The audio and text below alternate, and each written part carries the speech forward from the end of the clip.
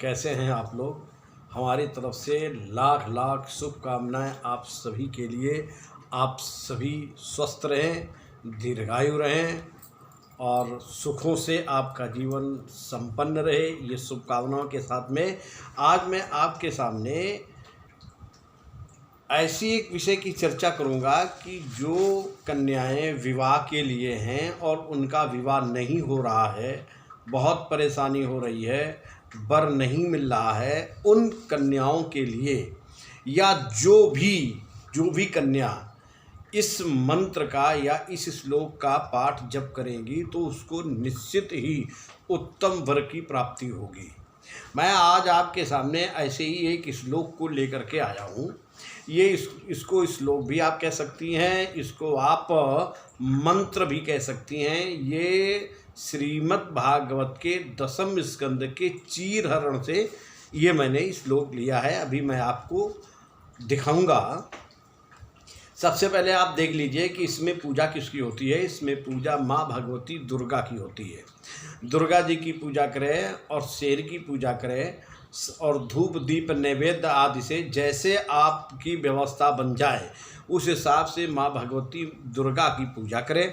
और दुर्गा जी की पूजा करने के साथ में ये भी देखो कि अगर आप पान वान चढ़ा रही हैं, भगवती को अर्पण कर रही हैं, तो उसमें पान, 2 लौंग फूल वाली, 1 सुपारी, 1 इलायची और कपूर का टुकड़ा अवश्य ही हो। ये माँ दुर्गा जी को बहुत प्रिय है, इसलिए मैंने आपको बताया है। देखिए, जब ये पूजन प्रारंभ करें, जब पाठ प्रारंभ करें, वैसे तो इसका नियम आया है कि हेमंत के महीने से प्रारंभ करें। हेमंते प्रथमे मासी, हेमंत के प्रथम महीने से ये पूजा प्रारंभ की जाती है। ये हेमंत का महीना दीपावली के बाद आता है, 2 महीने का होता है। तो ये इसमें भगवती माँ दुर्गा की पूजा जो कुमारी कन्याएं अपने पति प्राप्त करने के लिए करती हैं तो उनको निश्चित ही सफलता मिलती है और उत्तम वर की प्राप्ति होती है। अब इसमें आप देखो, वैसे भी आप कभी भी इनका पाठ कर सकती हैं, इनका जप कर सकती हैं। तो उसके लिए एक बात ध्यान रखना कि चतुर्थी और द्वादशी तिथि ये ना हो, क्योंकि ये रिक्ता तिथियां कही गई हैं। इनमें किया गया कोई भी कार्य कभी भी सफल नहीं होता है, चाहे ये शुक्ल पक्ष की हो अथवा ये कृष्ण पक्ष की हो। अब आपको क्या करना है, शुभ मुहूर्त में ये प्रारंभ करना है। कैसे करेंगे आप? देखिए, जो सुहागिन स्त्रियां हैं और जो कुंवारी कन्याएं हैं, ये कभी भी कुश के आसन पर ना बैठें। कुश के आसन पर नहीं बैठना है, कंबल के आसन पे केले के पत्ते पर बैठ करके।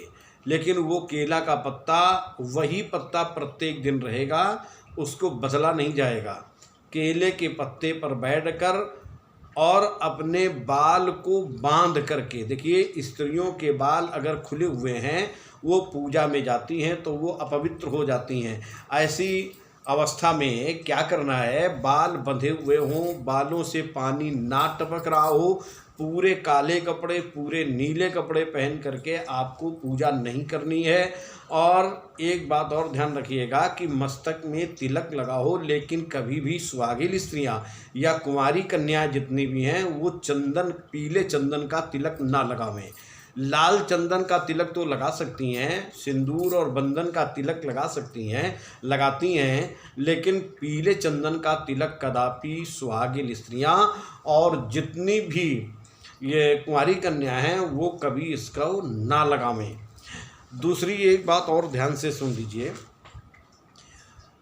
ये नियम सभी जगह लागू है। वैसे मैंने पहले की वीडियो में इसकी चर्चा की है, लेकिन आज मैं फिर आपके सामने इसको दोबारा रिपीट किए देता हूँ कि जब कभी भी पूजा करने के लिए बैठे तो अगर छींक आ जाए, देखिए छींक आने पर और कभी कभी ऐसी डकार आ जाती, पानी पेट का मुंह में आ जाता है, या थूकने पर, 3 अवस्था में आदमी तत्काल अपवित्र हो जाता है। जो अपवित्र अवस्था में पूजा करता है इसका सारा फल राजा बलि को प्राप्त होता है। भगवान वामन ने राजा बलि को ये वरदान दिया है। तो अब देखिए, थूकने का प्रश्न तो नहीं होता, लेकिन छींक कभी भी आ सकती है और कभी भी ऐसी डकार आ सकती है। तो अगर कभी आप पूजा कोई कर रही हो, कोई जाप कर रही हो या आप लोग कर रहे हो, तो ये नियम सभी के लिए है। तो अगर छींक आ जाए या कभी ऐसी डकार आ जाए तो तत्काल आप अपने दाहिने कान का स्पर्श कर लें।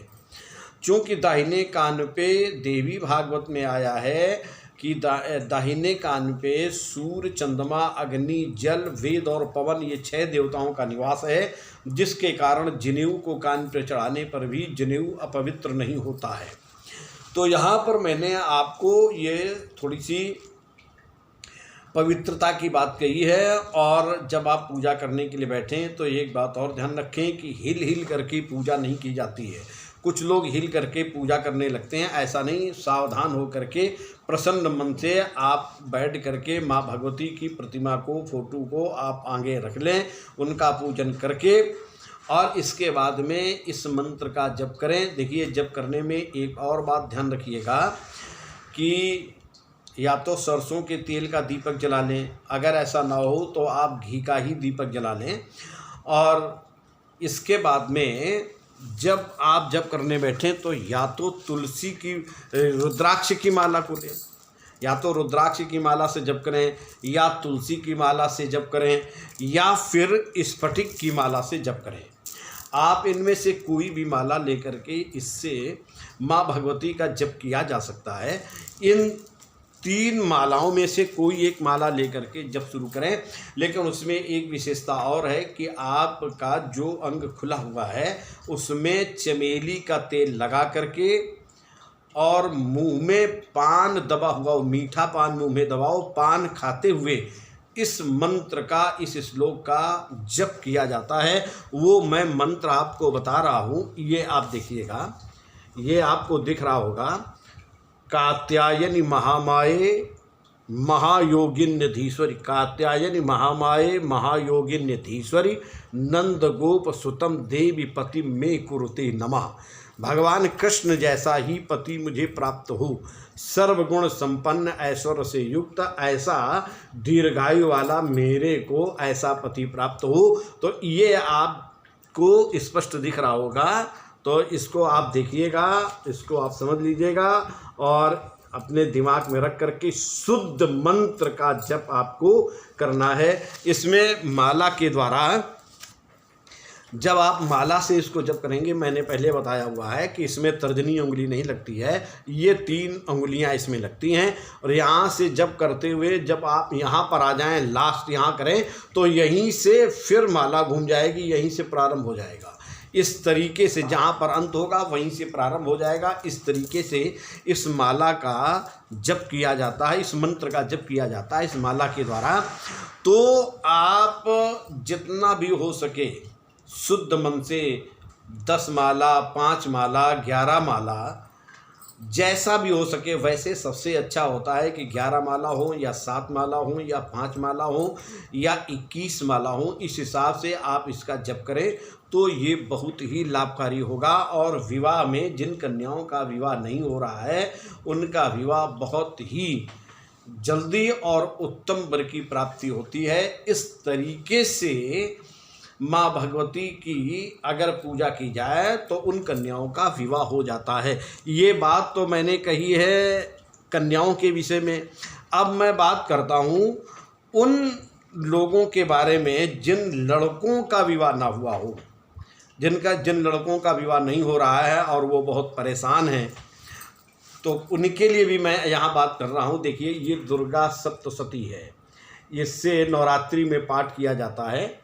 ये दुर्गा सप्तशती, इसी के अर्गला स्तोत्र में एक मंत्र आया है, ये श्लोक आया है, ये आपको दिख रहा होगा, ये श्लोक दिख रहा होगा, ये श्लोक है। इस श्लोक का कैसे जप करेंगे, देखिए इसमें भी माँ भगवती दुर्गा जी की पूजा है। दुर्गा जी की, इसमें केले के पत्ते पर बैठ करके आप लोगों को नहीं करना है, आप तो केवल ऐसे ही साधारण आसन पे या कुश के आसन पे आप बैठ करके और रुद्राक्ष की माला को लेकर के या स्फटिक की माला को लेकर के या तुलसी की माला को लेकर के आप इस मंत्र का जप करें। पत्नी मनोरमां देहि मनोव्रतानुसारिणीं तारिणीं दुर्ग संसारे सागरस्य कुलोद्भवाम। मुझे भी उत्तम पत्नी आप मुझे प्रदान करें जो हमारा और इस और स्वयं का इस संसार सागर से उद्धार करा दे, ऐसी संस्कारिक पत्नी मुझे प्राप्त हो। यहाँ पर इसका मतलब ये है कि माँ दुर्गा जी की पूजा वो भी करे और दुर्गा जी के साथ साथ शेर का भी पूजन करे। जो व्यक्ति दुर्गा जी के साथ साथ शेर का पूजन नहीं करता है उसकी पूजा अधूरी मानी जाती है। तो आपको भी नीले और काले कपड़े पहन करके नहीं बैठना है और इस मंत्र को आप विधिवत ध्यान कर लीजिए। इसी मंत्र का 5 माला, 11 माला, 21 माला जैसा हो जाए उस हिसाब से आप इसका, जैसे मैंने मुहूर्त पहले में बताया था उसी मुहूर्त में आप ये प्रारंभ कर सकते हैं। और इसमें माँ भगवती की कृपा हुई तो बहुत ही उत्तम पत्नी आपको प्राप्त होगी। देखिए, ये दुर्गा सप्तशती में बहुत से सुंदर से मंत्र आए हैं और बहुत ही तरीके से व्यक्तियों का कल्याण करने वाली ये पुस्तक है। तो यहाँ पर जो भागवत जी का है वो मैंने आपके सामने बताया और जो इस दुर्गा सप्तशती में आया है वो मैंने आपको बताया। इस तरीके से आप इसको अपने जीवन में प्रयोग करें तो निश्चित ही आपके जीवन की बहुत बड़ी समस्या दूर हो करके और आपका, अगर कन्याएं हैं तो उनका शीघ्र ही विवाह होगा और अगर पुत्र हैं यानी जो पुरुष वर्ग है जिनका विवाह नहीं हो रहा है उनका भी विवाह बहुत ही अच्छा संपन्न होगा। ये माता जी की कृपा उन पर प्राप्त होगी। तो आज हम थोड़ी सी ही चर्चा करते हुए बस इसी जगह अपनी वाणी को मैं विराम करूंगा और अगले वीडियो में मैं आपके सामने अगली कुछ नई बातें लेकर के आपके सामने आऊँगा। और आप ऐसे ही मेरे से जुड़े रहिए और मेरे इस चैनल को सब्सक्राइब करिएगा, लाइक करिएगा, शेयर करिएगा, जिससे कि जो लोग इसमें जुड़ते जाएं उन लोगों को ऐसे ही ज्ञान की प्राप्ति होती जाए। तो मैं आज आपसे विदा लेता हूं, तब तक के लिए नमस्कार।